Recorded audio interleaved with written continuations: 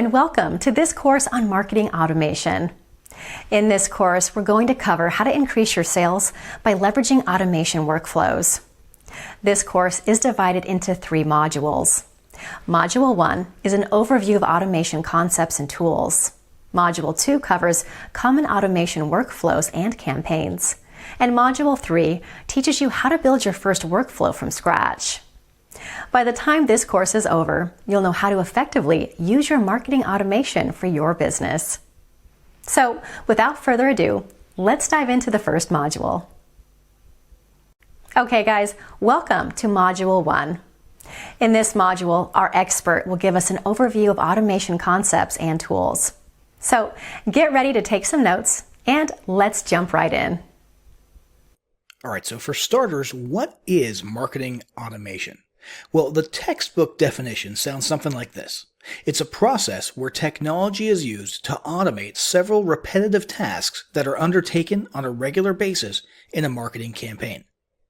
Now that's true, but today when people refer to automation in online marketing, they're usually referring to specifically workflows that use smart logic to take action based on how prospects behave or other parameters. So basically, marketing automation today means using technology to dynamically adapt the experience of your prospects or your leads or your customers after their initial reaction with your business based on either their actions or other attributes about them. So for example, once a lead opts into an email list, you can customize subsequent marketing messages sent to them based on their location or maybe based on answers that they filled out on a form or based on whether or not they've opened certain emails, clicked certain links, visited certain pages, and so on and so forth. In fact, you can even dig down so deep that you tailor your marketing messages based on how long they watched a video before leaving the video. That's how in-depth this whole concept of marketing automation has gotten these days. Does that kind of make sense? So we're going to go more in depth into the types of automation workflows that you can create later on. There's a whole bunch of them. But first, let's familiarize ourselves with the various tools that you can use to leverage marketing automation in your business. So the first 2 that we're going to look at are email specific. They mostly center around email automation, which is probably the vast majority of marketing automation that happens today. It's going to be Drip and Get Response. So Drip is a very cool, slightly newer email marketing platform. And what we're looking at right here are basically templates for their workflows. You can get really, really into the weeds and take all sorts of specific actions based on how they're behaving and how they're responding to your marketing campaigns, and the marketing automation is probably one of the more powerful features of Drip. It's sort of one of the things that they focused on when they first came into existence not too long ago. And as you can see right here, there's a little diagram of the marketing automation and workflows that you can create. And the one thing that all of these tools have in common is that they're all drag and drop these days. There's no programming involved or anything like that. It's all drag and drop, the creation of automation workflows very easily. Anybody can do it, even if you have very low tech skills. The next one is going to be Get Response. Now, Get Response has been around a whole lot longer.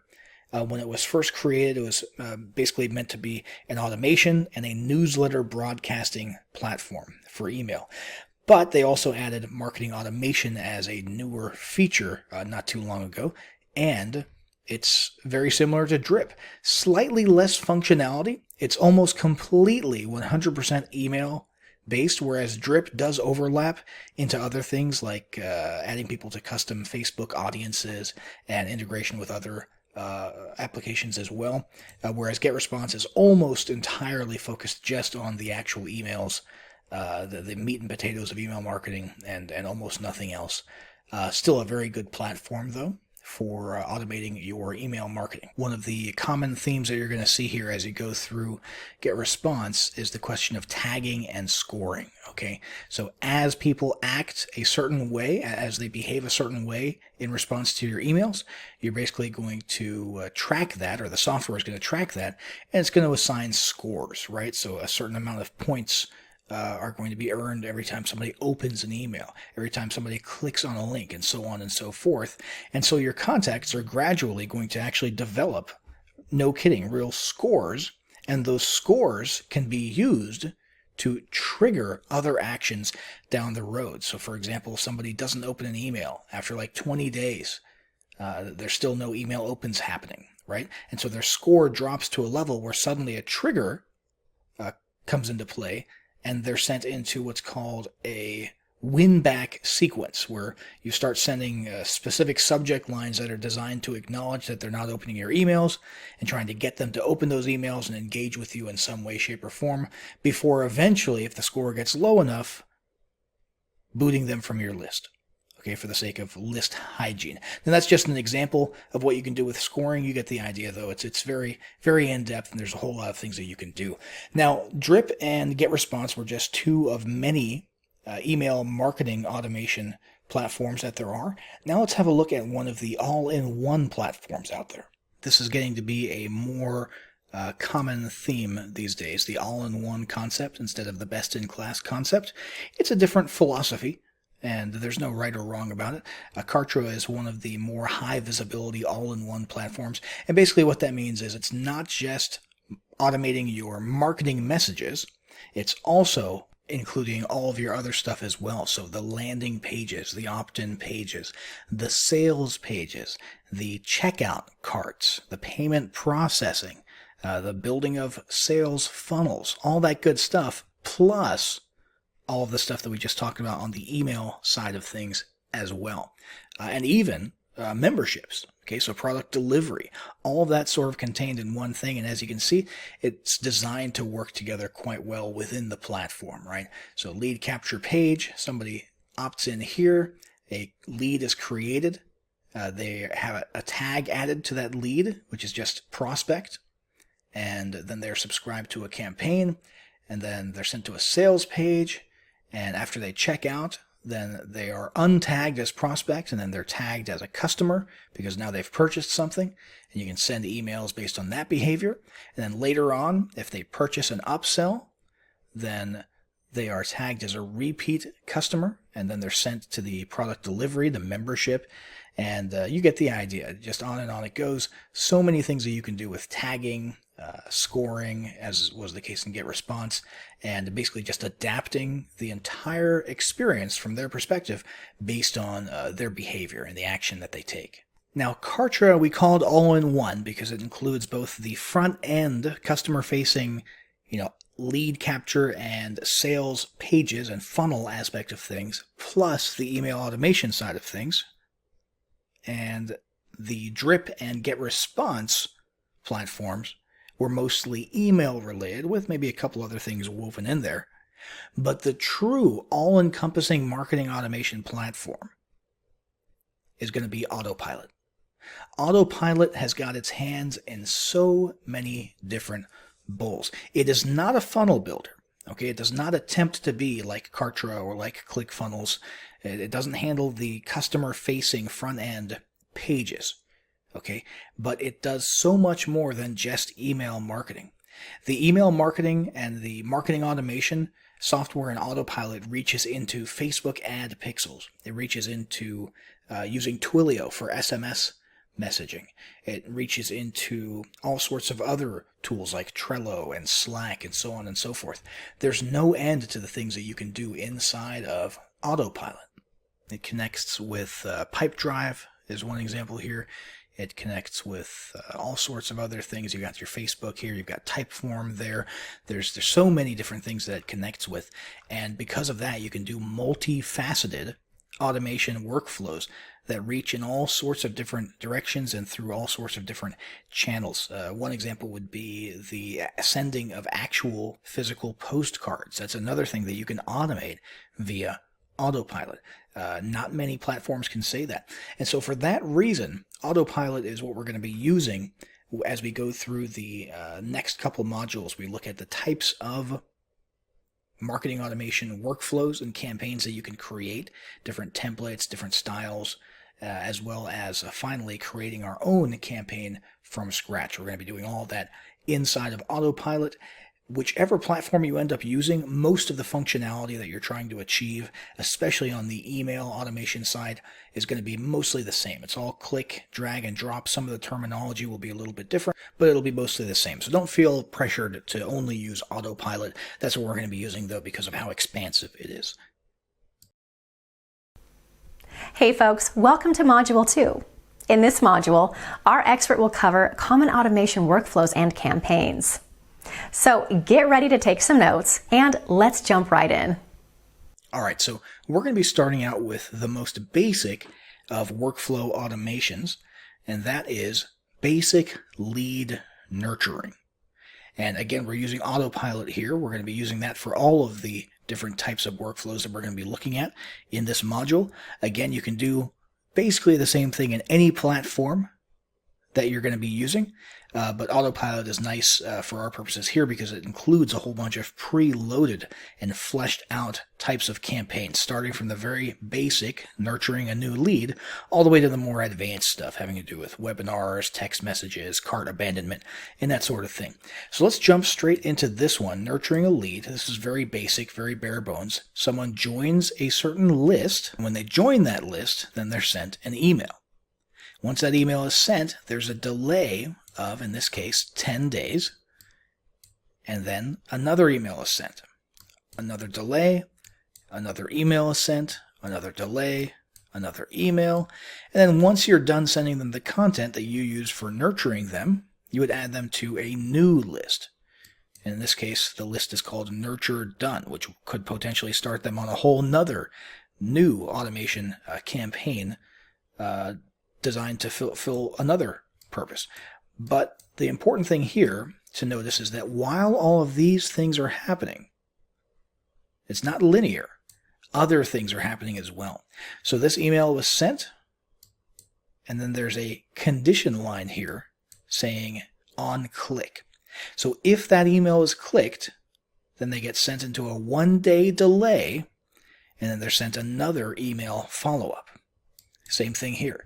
So if any of the emails throughout this entire period of what looks like probably about 30 days, so nurturing a lead over the course of 30 days, if any of them are not only opened, but a link inside is clicked, well, that's an indicator to you that they are interested in what you're offering, and after 1 day after clicking any of those emails, they're sent into this whole workflow process here, which includes a sales follow-up.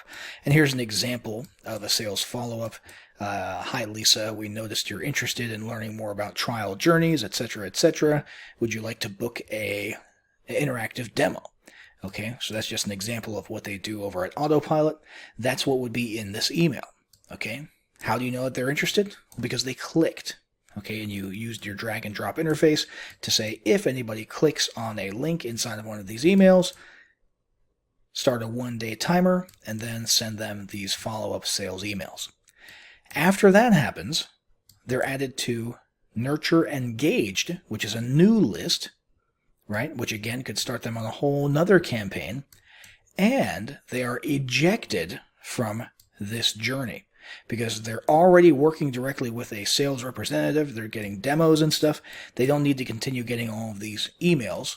And so one of the actions that are taken based on their behavior is they are ejected after they've been added to this list. Now that's a very basic 101 level new lead nurturing workflow right there. Another one we can look at though is a 30-day trial nurturing campaign. So let's say you have a software and you're letting people demo it or trial it for free for 30 days. This is what you could do. So first off, you'll notice as soon as someone submits a form signing up for the free trial, there's 2 different courses of action that begin simultaneously. First, an email is sent, and we'll go down this track in a moment, but then also they're sent a message, a heads-up message, and they're added to a Facebook custom audience, which is also very handy for remarketing. Now, following up on that email, the free trial email is sent and there's a 1-day delay. And after that delay, Another email is sent here, and there's some notes to explain what's going on here. Basically, the first 3 days of a trial is when people are most likely to open and respond to emails. So this template puts a lot of emphasis on day 1, 2, and 3, and that's why there's a short duration. There's only 24 hours of gaps in between the first several emails. Later on, those times sort of start to expand a little bit. You're checking in with people every 12 days. Send an email, wait, send an email, wait. And then towards the end here, it gets more important because they're starting to run out of time, right? They've only got, a few days left in their trial, and you really want to try and get them to upgrade to a full account before their trial expires, right? And then finally an email where they're asking for feedback on the software from the trial user. And post-trial nurture list is what they're added to after the very end, after they've been sent those emails. Very important detail here, though. Here's another trigger and an action. Okay, if, based on the smart segmenting that you can do inside of Autopilot, if they become a paying customer, which means during or at the end of their trial they upgraded, right, and are now on the paid plan, then, so this is if then, right, if that, then they are ejected from this journey. Because what happens if someone, let's say right here on day 3 or day 15, decides to open up one of your emails and say, you know what, fine, okay, I'll click through and I'll go upgrade. And they upgrade and they end their trial and they become a paying customer. Well, you don't want them getting all of these emails about trials, about how their trial's going, right? That's a very important part of every workflow, is making sure that you think about all the different possibilities and make sure that your automation is doing what it's supposed to do, which is adapting to all those different possibilities, adapting to all of those different types of behavior and responses from your customers. Okay, so the whole nature of these workflows is to be dynamic as possible. And so don't forget steps like this, removing people from workflows once a desired result has been obtained. Another one we can look at here is registration follow-up. So when someone registers for, let's say, a webinar or even a live in-person event, once they've submitted that registration form, you can send them into an audience at MailChimp, is the example here, so an email list. Add them to another list here at Autopilot, and send a Slack message to your team, letting them know that a new person has signed up. Add a 1-day delay, and then send an SMS. Okay, so this is very basic, bare bones, reminding them about the event that they registered for. So event registration follow-up. A little bit more advanced would be managing the attendees of a webinar. Now this one's very cool because it segments people based on how they felt after a webinar. So John, how was the webinar after attending? How do you feel about the software after they sat through the webinar? And they've got 3 options here. Happy and comfortable, which they're categorizing as expert. Okay for now, which they're categorizing as intermediate. Or I'm still confused and need more help, and they're labeling that as beginner. Okay, so once that email is sent out, there's a condition, which is click, and then determining which page was visited, so which of the links was clicked, and depending on which one was clicked, then they are sent into different email autoresponder campaigns here, right? So in the case of this one, they're recommending the templates library. They're asking them to sign up for a free trial. And they were added to a list before they were sent those new broadcasts. And then there's a 15-day delay. And then they're sent a survey. And they're asked to fill out a survey asking, how likely would you be to recommend Autopilot to others? And that's another survey software that this directly integrates with. So another cool point for Autopilot there. And then on the intermediate one, there's a video follow-up via email. So if they chose this option here, the I'm okay for now, there would be a video follow-up. And then here, I'm still confused and need more help. That's the beginner one. If they had clicked on that one, well, then they would have had a completely different experience. Okay, they would have been sent into a pipeline with this integration with pipeline here, or they would have been sent a heads-up message and they're going to start getting engaged as a beginner, trying to get these people eventually to understand the software more and eventually sign up for it, and so on and so forth. So that's managing attendees after a webinar based on what they thought of the webinar, and that's a very cool way to do it.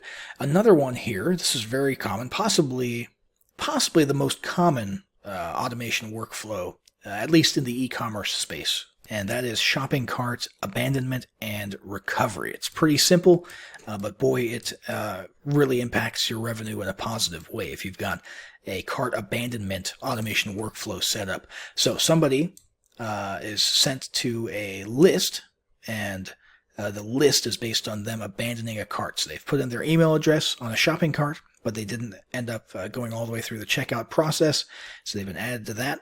And the first thing that happens here is they are added to a Facebook audience so that you could do retargeting via Facebook ads, right? Asking them why they didn't check out, or reminding them that they still need to purchase, so on and so forth.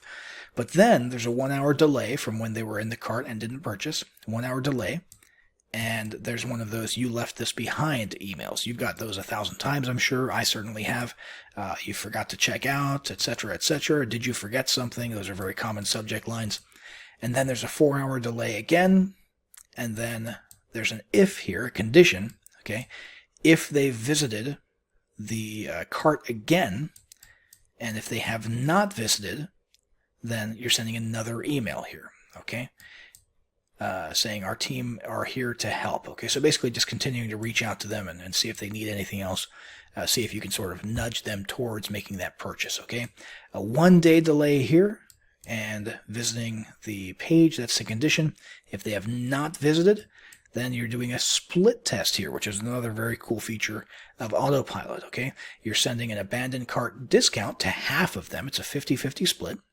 So half of them get that, and then the other half get a free shipping offer. So in this case, it's a discount, a coupon on the actual price. And in this case, it's a free shipping offer.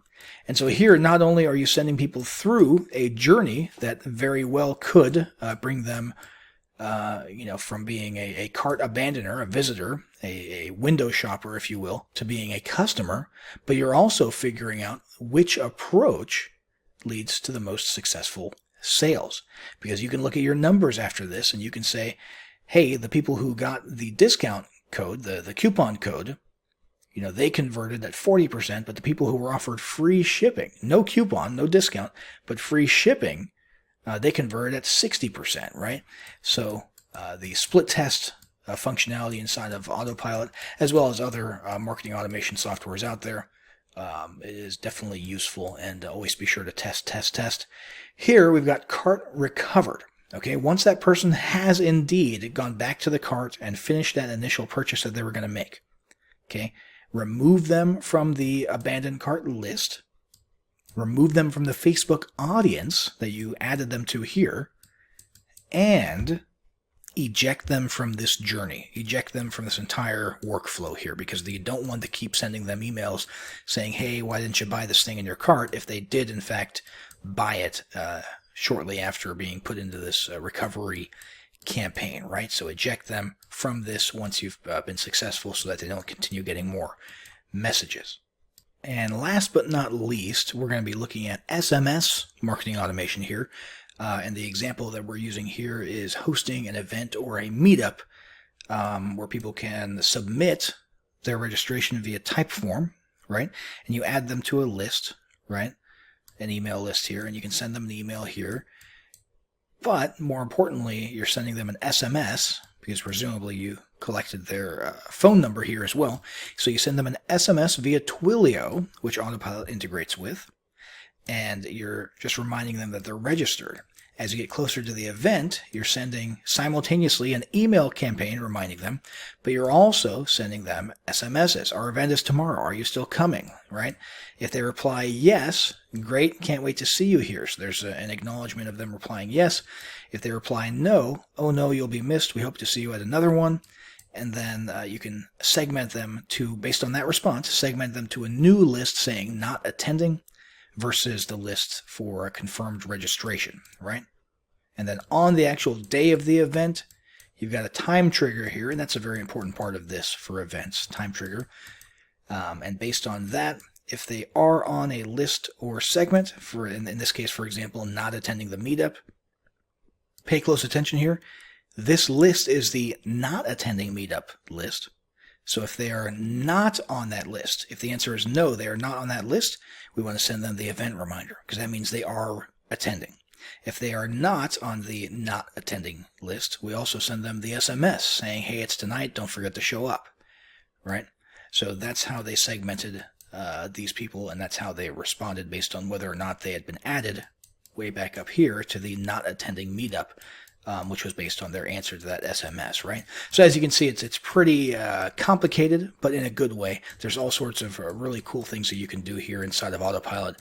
And these are just a few examples. There's dozens and dozens of different types of workflows that you can create to sort of maximize the power of marketing automation in your business. In the next module, what we're going to be doing is basically starting with a blank canvas and creating a whole workflow automation from scratch. All right, welcome to Module 3. In this module, our expert will show you how to build your first workflow from scratch.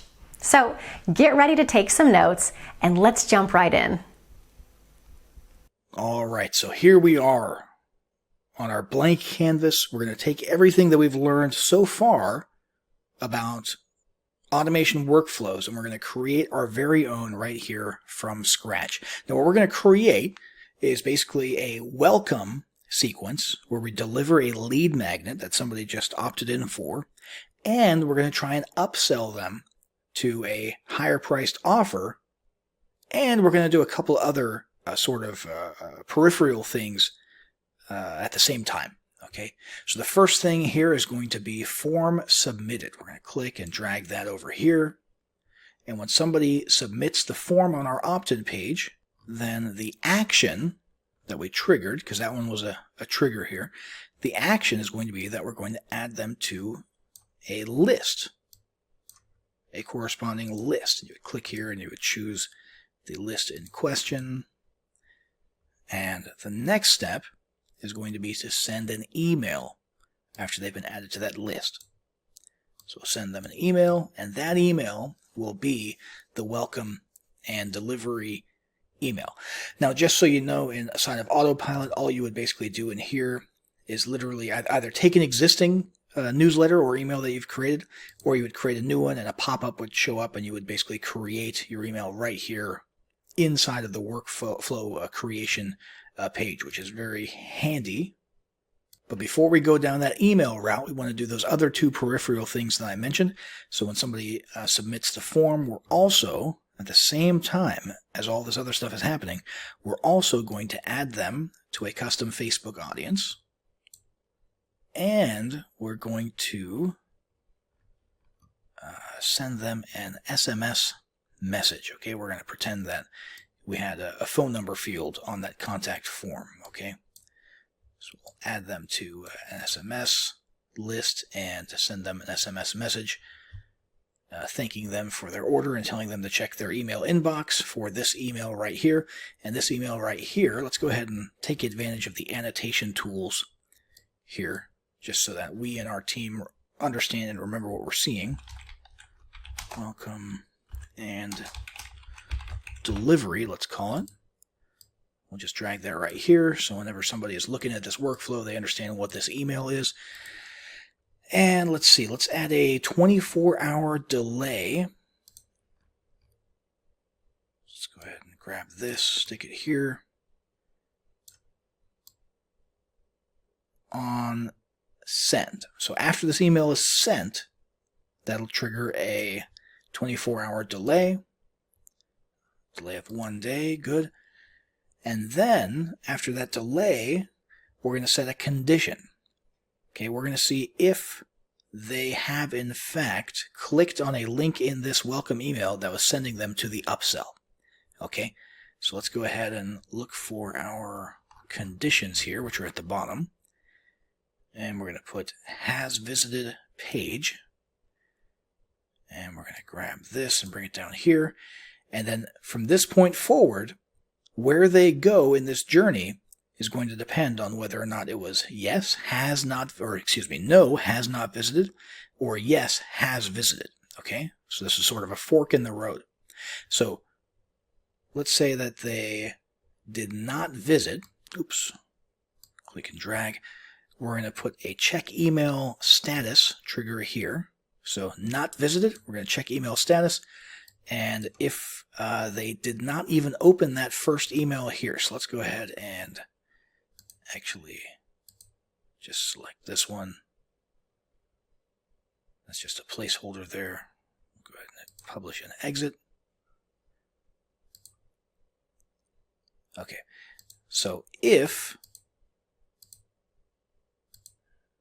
they did not open email 1, which is over here, the welcome and delivery email. If they did not, then we're going to want to resend that email, okay? Because that happens. Sometimes people don't check the welcome email or the delivery email that they just got right after they opted in for something. So you send it a little bit later. So in this case, if they have not opened, we send them that email. And let's go ahead and annotate that so that we understand, so our team understands what this email is. Put resend welcome. Go ahead and put that here. And then, what if they did open that email?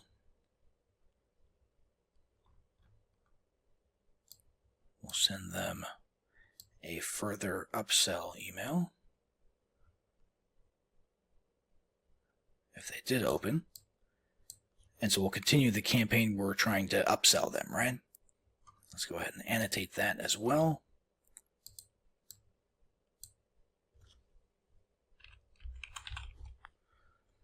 Upsell, just so we know what that email is for. Now, let's say that they did in fact click the link in this initial email and buy the upsell that we were offering them. Well, that brings us to this question. What is this page here? Okay, where did we put the pixel? And we're going to say that this page here is the successful checkout page. Okay, so the order confirmation page after they've checked out after purchasing the upsell.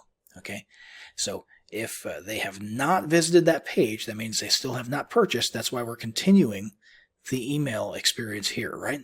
Which is ultimately designed to get them to buy. But what if they did end up on that page? Well, if they ended up on that page, that's the indicator to us that they purchased the product in question. And so let's go ahead and do 3 other things. If they did in fact end up on that page and they purchased, we want to, number 1, we're going to go with has visited. Number 1, add them to a new list, and that would be a customer list, right? For people who bought the upsell. And then, number 2, we want to remove them from this list. Okay. They're no longer just prospects because they've purchased the offer. And then finally, you'll recall this from module 2. We saw it in a couple of examples. We'll do it here as well. If they visited, we will eject them from this journey. Remember the logic there. If they ended up on this page, an order confirmation page, so if they purchased, then they don't need to continue getting these emails, bothering them about purchasing the thing that they've already purchased, right? So as soon as they've landed on this page, immediately they would be ejected from this so that they don't get any further emails, okay? And that's it. That's our little email automation experiment here, okay? So let's just recap what we did. Form was submitted. Somebody opted in for a lead magnet for a free gift of some sort.